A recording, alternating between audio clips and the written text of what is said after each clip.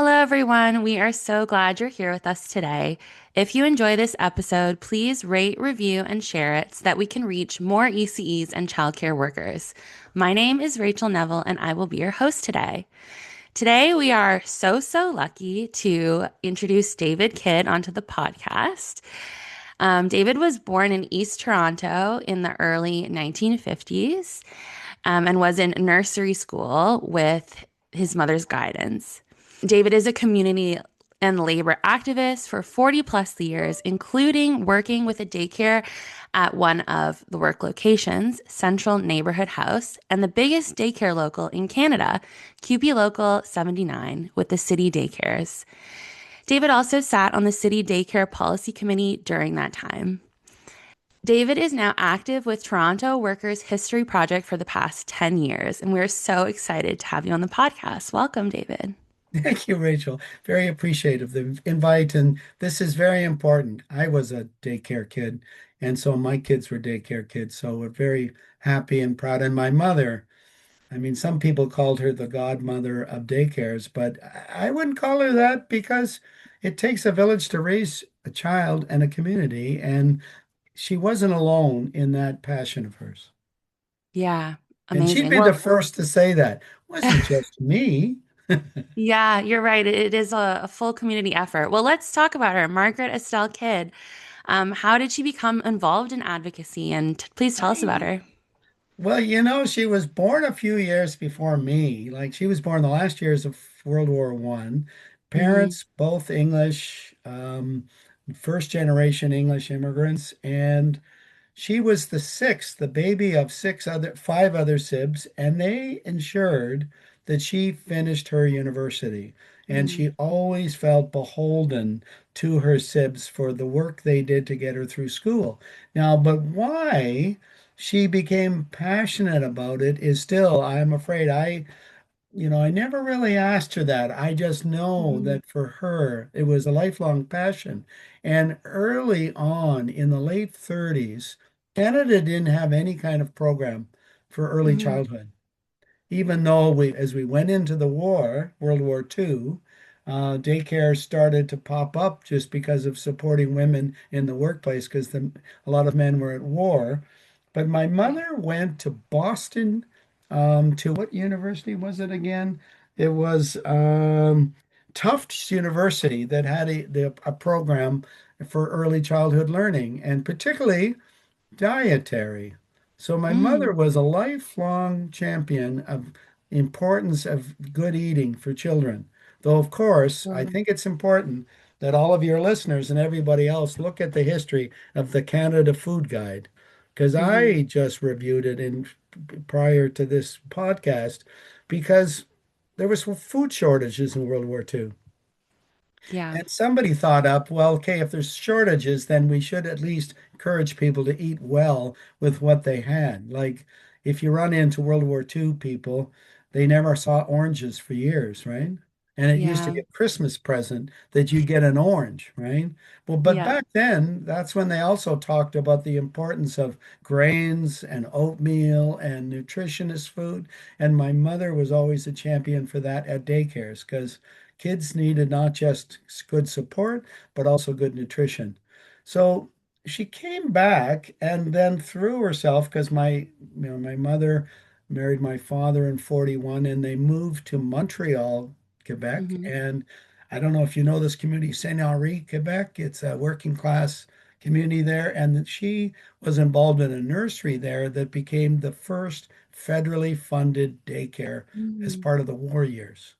Wow. So she So was right there at the beginning she of was it. right there at the outset of that experience, right? Amazing. And then, of course, she goes to Ottawa after that and then back to Toronto. And she started up and worked. I mean, then she had five of us. So, and we were deemed a small family at that point, relative, right? Yeah. Anyway, she started a nursery at the local church. And from there, she decided to she finally then went to school because she was one of the first sociology graduates at the U of T. Oh, cool. And so she was always proud of, and that gave her a bigger insight about people. But then she finally decided to to get involved in other things, which included she used her training to become a teacher then of ECE students. Wow. And So one she of was the, there in every piece of it, right oh on the my, floor all the way to teaching. and eventually she also became an inspector for the Hmm. Community and Social Services Ministry, right? So she was Wow. traveling all over the Toronto to Peterborough area visiting daycares. She also always versed me because I knew where the wartime daycares were in Toronto. I worked at what was called settlement houses, Central Neighborhood House, University Settlement House, St. Stephen's, and right across the street on St. Stephen's House on Bellevue Avenue was a wartime daycare. Wow. And it had been there since the 40s. But of course, who knows history now, right?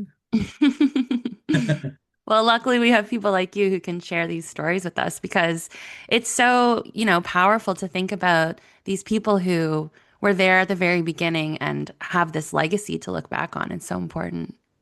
It is. And, like some of us, it's like when the Eglinton LRT will be built, it's having affordable daycare in Ontario. That was a dream for 30, 40 years for people.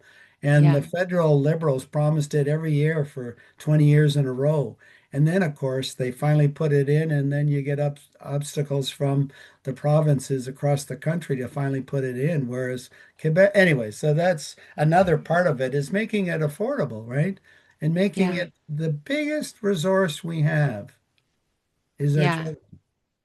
Not Absolutely. what's in the ground. It's not our productive enterprises. Yes, they're all important to have a full cooperative community. But our children is still the number one resource we have. And what a better thing to do than to start them off in a daycare. Yeah. Absolutely. Yeah. It's such an important part of just taking care of society and making sure people are well. Bingo. Yeah. So she did all of that by one of the ways that when the community college, because she worked at Centennial College, Seneca, it's called Toronto Metropolitan University now. It was Hmm. she would take the students on what was called, I forget, it was the Mile program. She would take on a bus, they would take daycare students across to other daycares across the country during the Mm. summer months.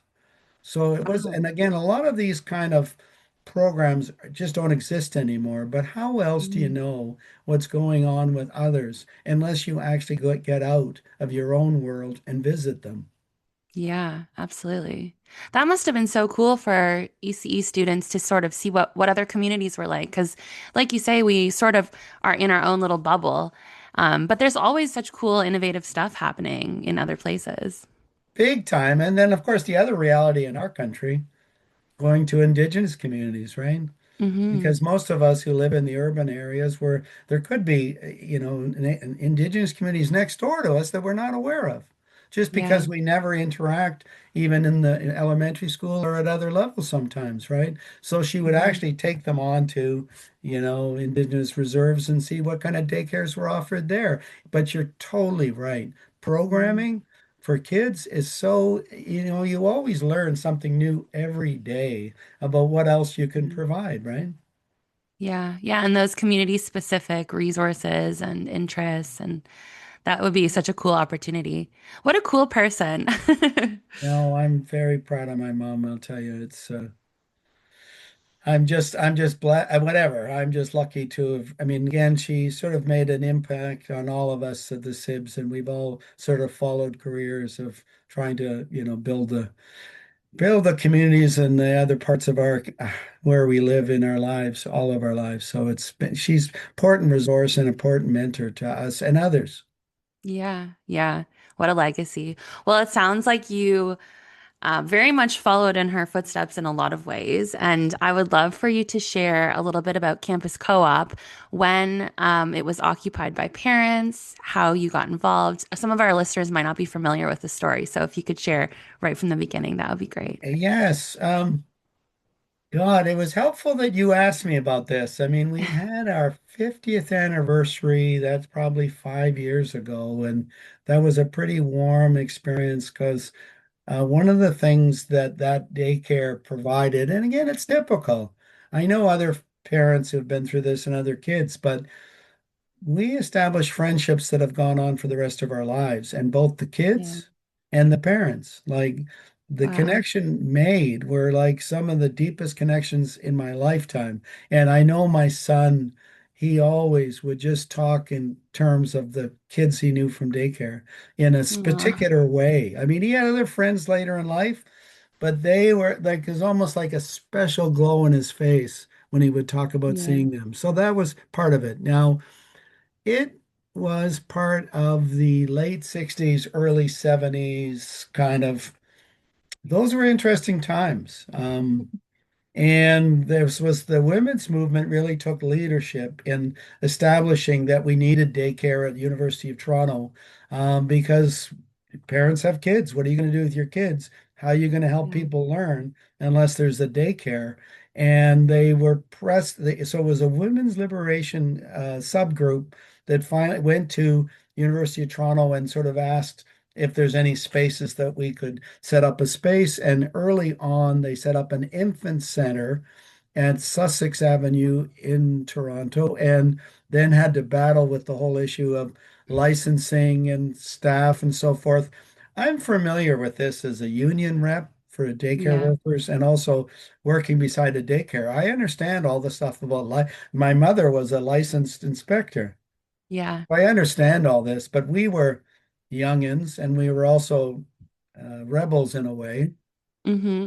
thinking that, that was all bureaucratic a mess, right? Like, but again, I don't think people would aware that they didn't want to give us a license because at that point, the main certification was called Mothercraft. Hmm. And I don't know if you're even familiar with that, Rachel. I know they have operate centers now, but I'm not familiar with it being a certification. No, and back then it was like English based. Hmm. It was for nannies. Okay. And it was I mean, important training. I mean, there's nothing Hmm. wrong with it, but for them to, so there wasn't a community college program, there wasn't a certification that finally we all know now. Yeah.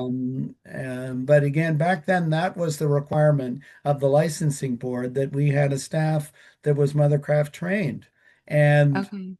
so it was a dispute for a number of years. And also, too, because we took this vacant house for the infant space on Sussex Avenue, there needed to be a couple of renovations to make it more kid friendly.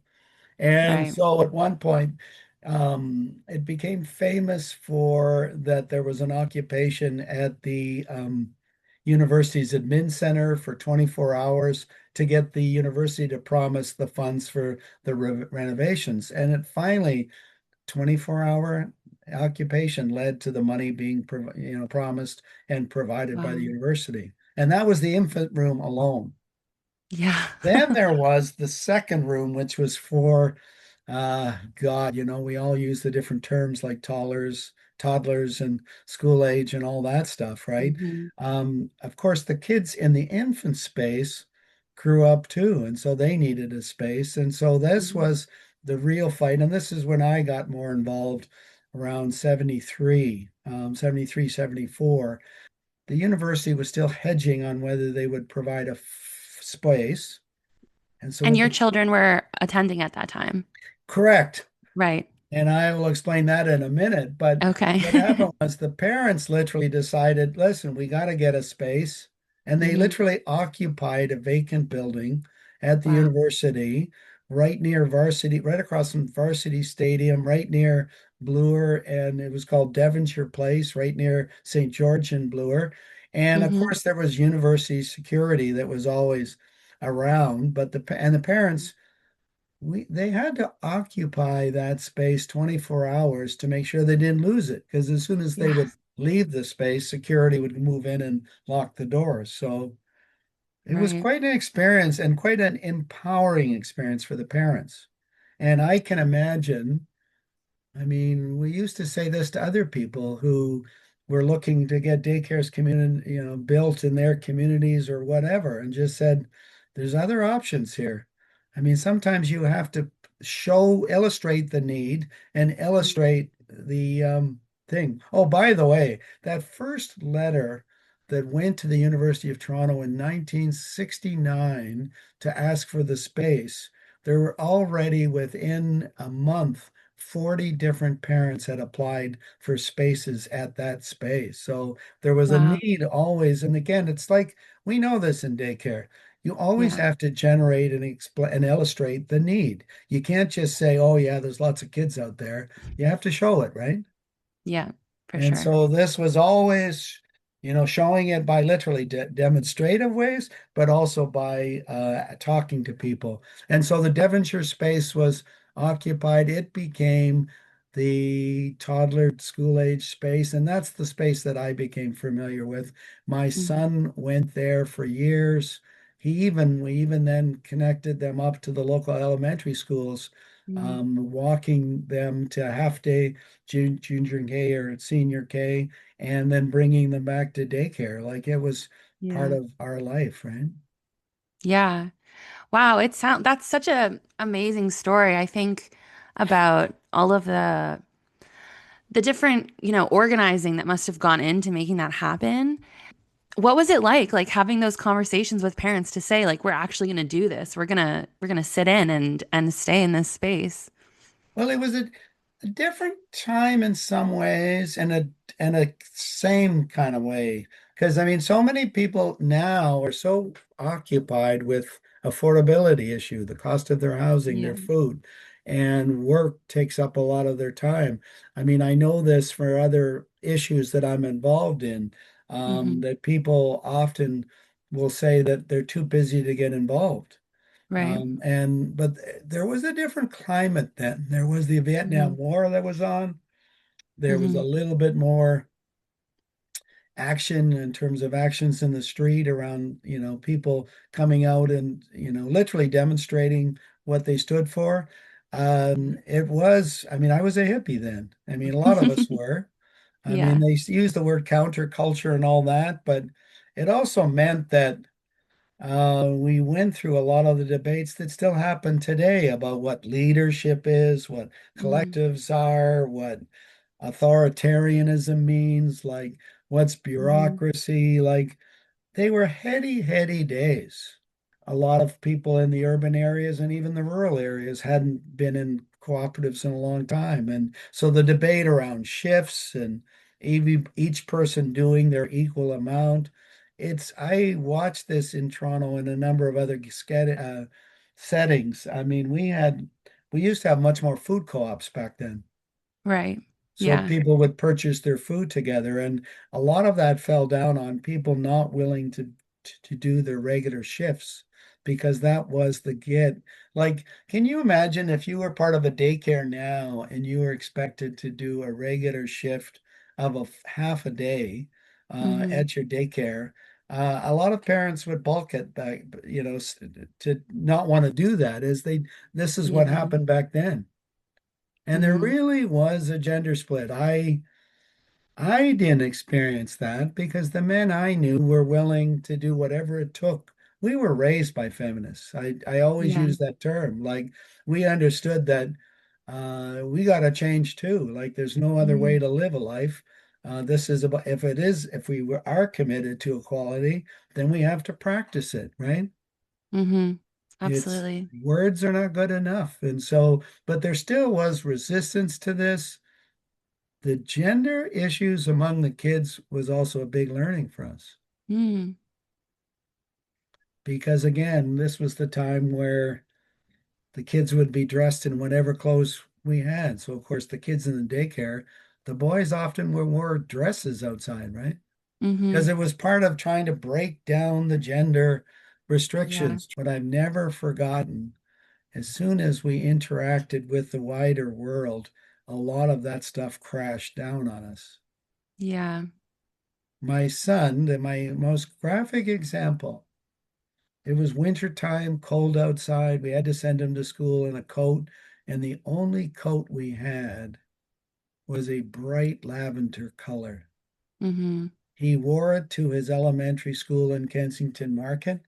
He came back in tears, dragging this coat, because, of course, he'd been pushed and dragged and made fun of all day Oh, long at school.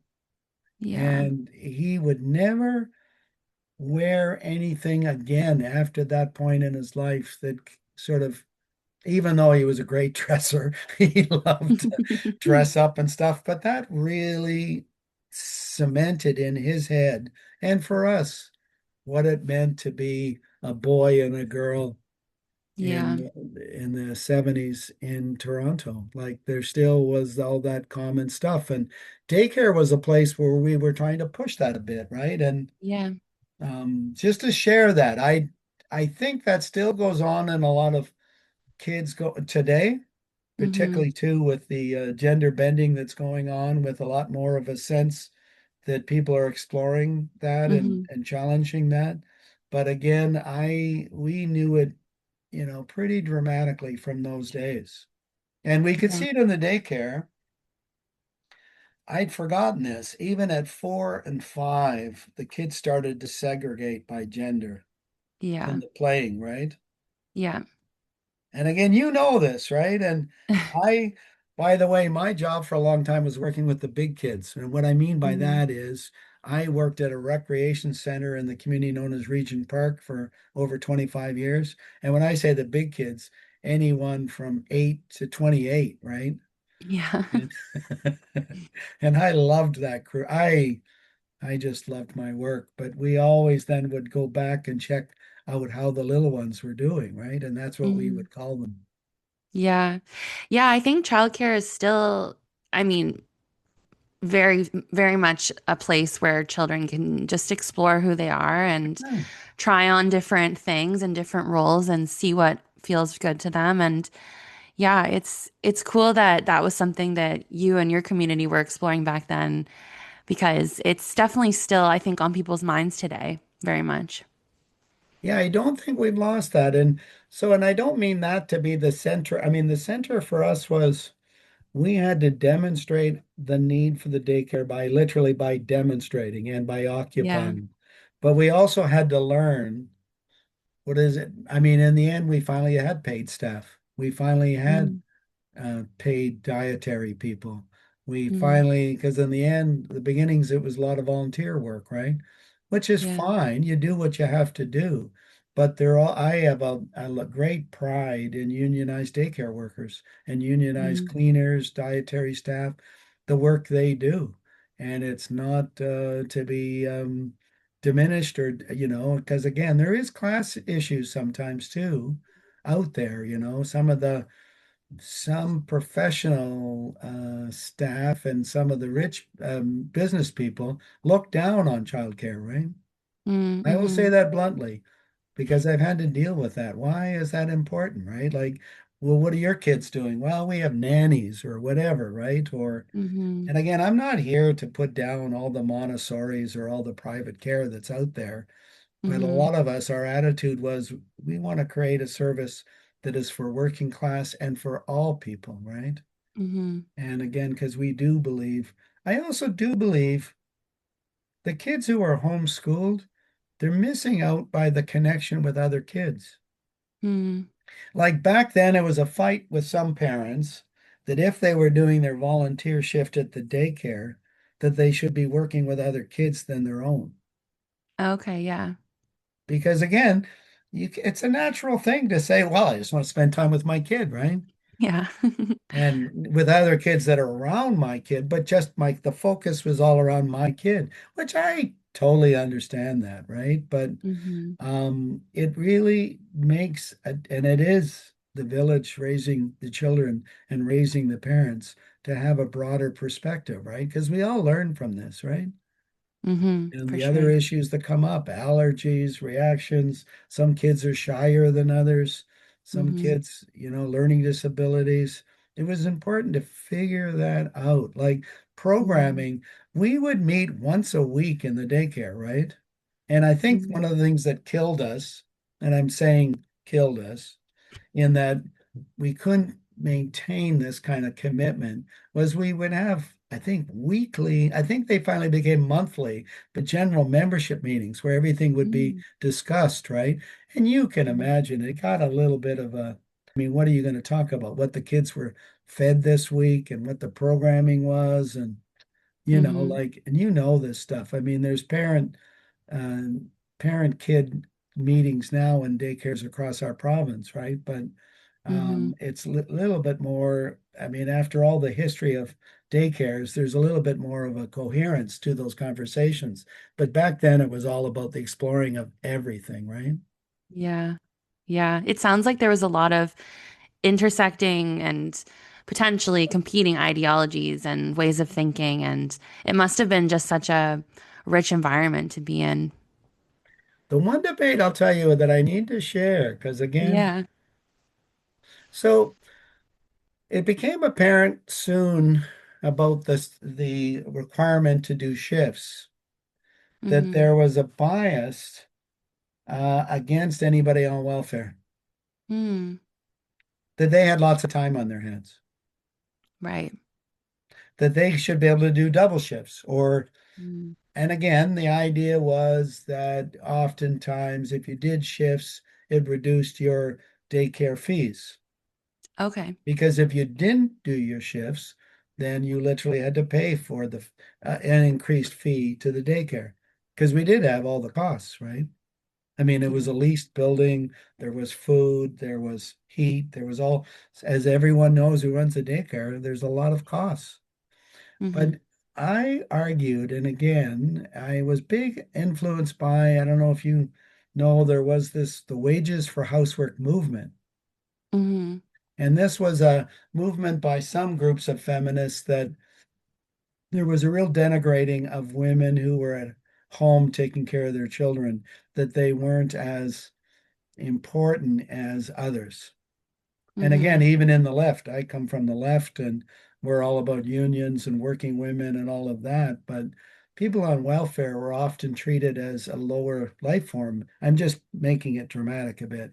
So I Yeah. had to argue, and this was my argument, that actually convinced some people that because I knew this from this long-standing neighbor of mine where I lived at the time. She had 5 kids. She had been on, disability and other forms of social assistance. For her to shop to feed for her family, it took her probably double or triple the time to shop than it would be for someone who was working, who had a car, could Mm-hmm. make the time they could buy the food, whatever it cost was. And so my argument was someone on welfare actually had to spend more time shopping. So that equalized out the amount of time they have available to do shifts. And people Mm-hmm. understood that after a period of time. I just would argue that increasingly. And so they backed off the thing. And so it became a shift is a shift is a shift. But Right. it then increasingly became onerous on everyone because if you were working, it was tough to have a chunk of time during the day to offer a shift, right? The Yeah. same in the food co-ops too. I watched this happen there, where there were these shifts that people would have to come in, and again, it would take you away because paid work generally does not give you flexibility at any time to just leave Yeah. at any time, right? So it that was a problem that we only addressed by eliminating, in the long run, the requirement that everybody did shifts. Mm-hmm. But that was the Yeah. debate at the time. It's such a great example of, equity in those spaces and how these sort of assumptions that we have about people and their lives can just be totally backwards. It's true. No, thank you, Rachel. That was Hmm. that was the thing. And we do, and again, I'm not trying to, make a critique of professionalism and all that, but there really was Hmm. a class bias there. Yeah. Like, and again, it was like we're important, and this person, they would often make the claim, "Oh, she chose to be on welfare. Mm. She doesn't have a good career option." Well, yeah, maybe, but I'm sure I don't know. I used to say my one line was, "I don't know anybody who on graduation from high school stated out loud they couldn't wait to be on welfare." Mm. Yeah, there's often a bigger story there for There sure. is always a bigger story, Yeah. and Yeah. again, it's And again, there's all sorts of other options someone would like, which I've learned fundamentally. I spend a Mm-hmm. lot of my time assisting people looking at other options in their life. That's what Mm-hmm. I did in a community like Region, is talking to people about, Yeah, when I think about the way we've set up childcare in the present day, I mean, with the 10 a day program, there is that hope for equity, right? That parents yes, will be paying similar fees and will have more access, that staff will be paid well and have benefits. And I know with all your union organizing, you're very familiar with all of this. no, and I got into it recently, by the way, too, just so everybody hears from me, I'm a big supporter. I respect ECEs and the work they bring, and I Mhm. do appreciate the professionalization. But we also need, and this is the part that sometimes I feel has been lost in some of that, is that we need good dietary people. Mm, We mhm. need good cleaners. Yeah. And oftentimes I found almost even also within some daycare settings, a separation between the different kind of work that people did. There's no Yeah. question that an ECE is fundamental to the operation for the children, but cleaning, as if Hmm. that's not required, or as like my mother started out on, dietary is so important. And I know that a lot of daycare, and again, I'm not here to what we all have to make choices. Budgets are tough these days, but a lot Hmm. of centers have gone to frozen food, right? Yes, yeah. And at the AECEO, we're always advocating for better wages and working conditions for our cooks and our cleaners. They're part of what makes childcare possible. They're just as important for sure. And I mean, I wish the campaign, there was a campaign, by the way, at one point that all the elementary schools should reopen their cafeterias Mm, and make the food available to local people as well. And that would expand the number of people who would go to those schools and include because again, there's a lot of people having trouble with their food these days, right? Food for bank sure. use just increases every day in our country, right? And Yeah. people are lost on what to do about that. So there is a connection between the kids' decent food and other people in the community as well. Whereas Hmm. increasingly you have people arguing that only those who use the service should pay for it. Like, Yeah. hello, like I'm afraid we're going backwards, right? Like, and some people Yeah. forget that our hospitals are used by everybody, like, and Yeah. our highways, right? So we're going Yeah. backwards in terms of that sense. It is a social good, right? And that is sort of I think when we're thinking about these things to start there, that it benefits us all in some way, whether you have children or not. I really appreciated you giving me this opportunity. And oh, and I don't think there's, I mean, we were lucky too. Um, My father, during the cooperative programs of the time, we as a family went and lived in India in late 60s while he was associated with the University of Rajasthan. And it made a lifelong connection for my mother to daycare in India.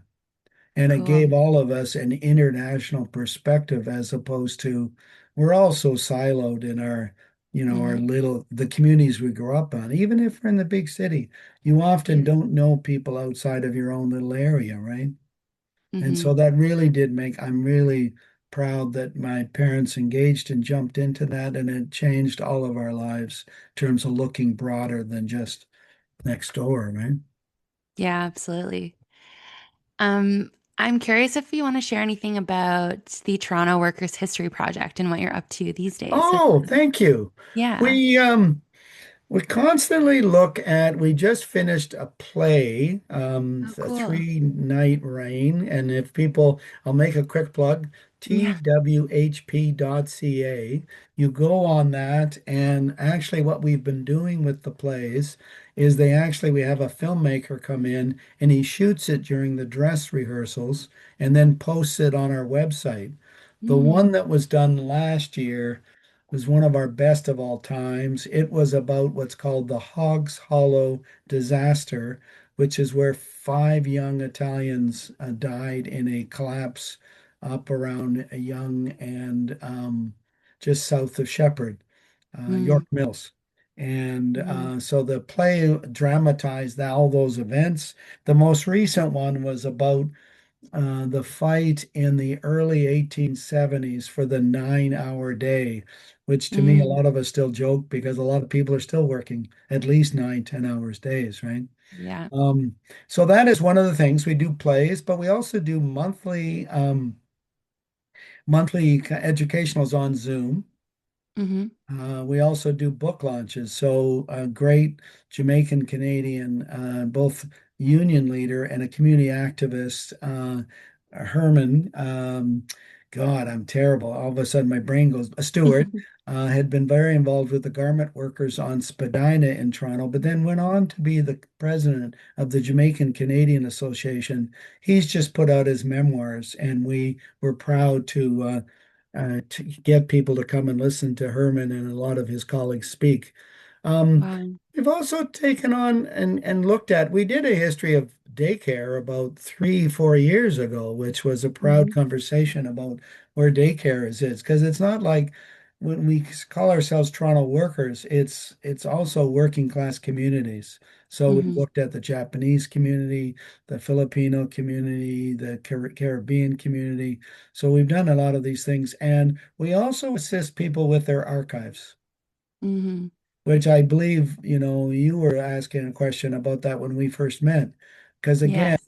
it's very important that, again, my mother's, she had a lot of correspondence about the history of daycare that I have provided to the archives myself, and they were proud to keep because it's like you were saying earlier, if we don't, preserve these records, they're gone forever and Yeah. often finds no disrespect to the country south of us, but I find so many Canadian researchers know more about American history and American stuff than they know about what happened in our communities, right? And Hmm. I do know, and I'm sure it's where you live. And again, I'm up in Eastern Ontario today. A lot of Hmm. local people are doing their histories now and building up their archives, and it's so important. So Yeah. that's what we're trying to do in Toronto, the Toronto Workers' History Project, and I'm very proud of it, of that work. It sounds like it's been amazing work, yeah. And like you're saying, having that history. I mean, I can't say it enough that having a record like that, and I think with your stories today, you've illustrated it, that it helps contextualize where we are now and where we want to go, because there have been people doing this work like your mother and you and your community for years and years, and we can learn so much from each other and really ground ourselves in how far we've come. It's true. My parents, who least respected history, I would go home with them or see them sometime after I was living on my own with my own family, and I would tell them what something that I was involved in as if it was something for the first time, and they would look at me like, "Oh, you think you're the first, eh?"